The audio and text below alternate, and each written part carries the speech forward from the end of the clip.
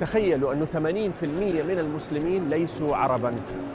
أكثر 5 دول فيها مسلمين ليست دول عربية: أندونيسيا، باكستان، الهند، بنغلاديش ونيجيريا، كلها ليست دول عربية. وبالتالي بما أن الحرم المكي لكل المسلمين، فلخدمة هؤلاء المسلمين بكل لغاتهم تقدم مصاحف ب65 لغة مختلفة.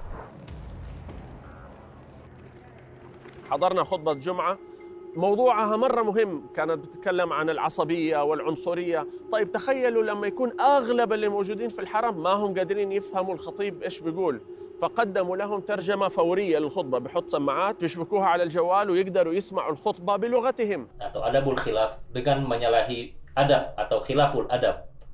Orang yang berbahagia adalah orang yang kaya dengan qanaahnya, besar dengan ketawaduannya, dan agung dengan kebaikan akhlaknya. حتى يستفيدوا.